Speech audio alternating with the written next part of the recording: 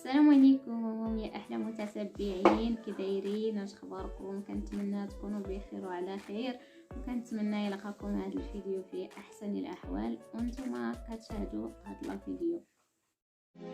أهلا بضيوف قد جاءوا فبدوا كالنهر المنساب، جاءوا للحفل على شوق، فاجزهم الجنة يا باري، فاجزهم الجنة.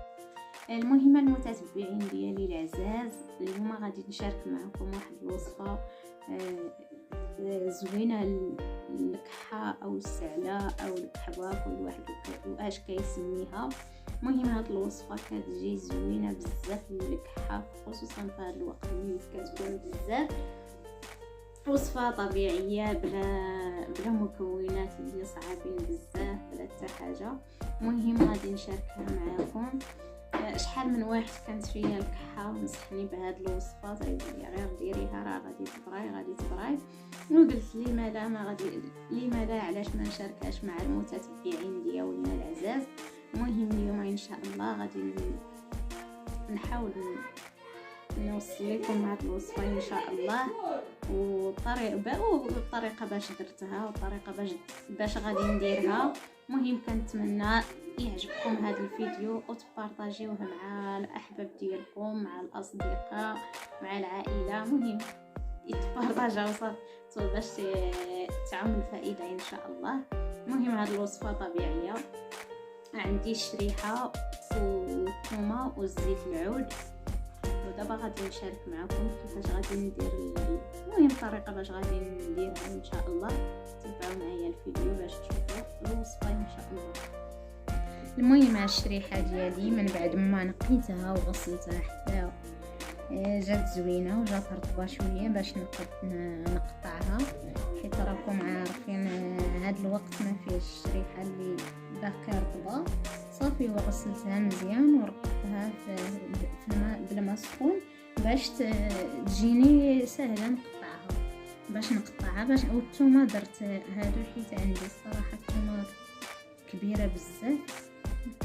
هانتوما كتشوفوا عندي هاد البروسه، هاد الثومه شريتها هاد الكبيره على ود باش نيبسها ونطحنها وتولي غبره، وعندي شريحه كما كتشوفوا صغيره تبارك الله. هاد الحبه ديال الثومه كبيره على الشريحه او التين، كل واحد باش كيسميه.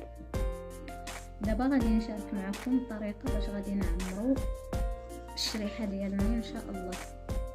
المهم غادي نحلو من هكا بحال هكا، وغادي نقطع شويه ديال الثومه. كما كتشوفوا راه الثومه عندي تبارك الله كبيره بزاف، ما جاتش كل شريحه ندير فيها واحد الطرف ديال الثومه، واحد الراس ديال الثومه. المهم غادي نحاول نعمرها هكا بهذه الطريقه، وغادي نجيب الكسكاس وغادي نبقى نحطهم هكا في الكسكاس بحال هكا. المهم غادي نستمر بهذه الطريقه حتى نكمل، حتى نقطع الشريحه ديالي بحال هكا كما قلت لكم. راني غسلتها مزيان وغادي ندير فيها الثومه وغادي نردها طيب مزيان. وملي غادي طيب ان شاء الله فاش غادي نبغي نطيبها ان شاء الله، غادي ندير شويه ديال الزعتر في الماء، وغادي نحطها فوق من داك الماء باش تطيب ان شاء الله. ايوا تبعوا معايا الفيديو باش تشوفوا الوصفه ان شاء الله. وكنتمنى تجربوها اللي فيه الكحه او السعله او كل واحد واش كيسميها. بحال هادو اللي صغارين بحال هكا النص غادي ندير فيهم غير شويه ديال الثومه. المهم غادي نستمر بهذه الطريقه حتى نعمر الشريحه ديالي بالثومه كامله. الصراحه ما غاديش نبقى هكا حتى نكملها، حيت الا بقيت هكا راه غادي يجي الفيديو طويل بزاف. المهم غادي نكمل الشريحه ديالنا ونتلاقاو ان شاء الله. المهم هاد الشريحه ديالي وانتوما طابو ها هما راه جاو عطبين، نتوما طابت مزيان ها هي. دابا غادي نكملوا الوصفه ديالنا ان شاء الله. هانتوما طابت، دابا غادي نجيب مونيميكس باش نطحنها.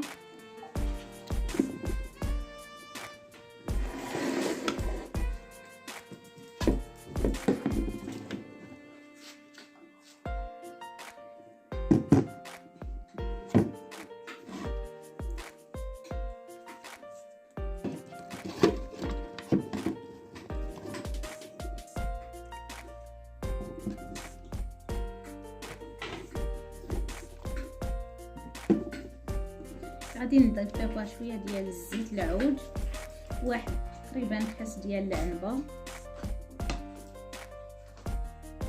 باش نطحنها مزيان. سكت عماد، سكات. المهم غادي نطحنها وغادي نرجع ان شاء الله. المهم البنات وليت كملت الوصفه ديالي الطحين ديالها في هاد الهاشوار. صراحه ما بغاش مونينيكس يطحنها ليا، خفتي تحرق ليا ولا شي حاجه، وقلت بلاتي نجبد هادي حيت جات شويه قاصحه. المهم ثقيله على مونينيكس صافي، وجبت الهاشوار وطحنتها فيه. كان عليا نبقى ندير شويه بشويه، ولكن انا زبيله درتها في مره واحده، نيت في مونينيكس وجاني طحين صافي وحيدتها. دابا غادي نزيد ليها شويه ديال العسل الحر. عندي شويه ديال العسل الحر سخنتها، ولكن ما بغاتش تطيح ليا، ما عرفت مالها بارده بزاف عندنا البرد. المهم غادي ندير ليه شويه ديال العسل الحر اختياري، اللي بغا يديروا اللي ما بغاش ما يديروش. هادشي اللي بقى عندي. غادي نخلي شويه في هاد الوصفه تصله من العسل الحر حتى هي زوينه. المهم غادي نحاول ندير 2 معالق كبار هكا.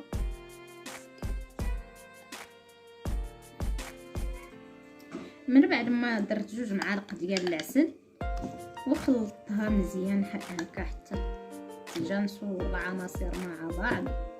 دابا غادي نديرها في القرعه ديال الزاج تكون محكمه الاغلاق باش ما تهزش ليا الروائح في الثلاجه. المهم هذه القرعه ديال العسل كنت شريتها واحد العام صافي، وغادي نديرها فيه ان شاء الله. كيما الوصفه ديالنا ساليتها كملتها درتها في هذه القرعه كما قلت لكم محكمه الاغلاق. دابا غادي نزيد ليها شويه ديال الزيت الفوق باش ما تخسرش. بسم الله، غير واحد شويه ماشي بزاف صافي. المهم دابا كيفاش غادي تبقاو تاكلوا هاد الوصفه اللي فيه الكحه او السعال او الحبه كيف ما تيسميوها، كل ليله ياكل معلقه ديال هاد الوصفه، راه غادي تبرى ليه الكحه ديالو ان شاء الله ولا السعال. المهم غادي نسدها دابا كما قلت لكم. هاد القرعه محكمه الاغلاق صعيبه كاع باش تسد ليا. المهم ها هي الوصفه ديالنا. والسلام عليكم حتى الفيديو الجاي ان شاء الله، ونشارك معكم ثاني شي وصفه ولا شي فيديو. المهم داكشي اللي كاين.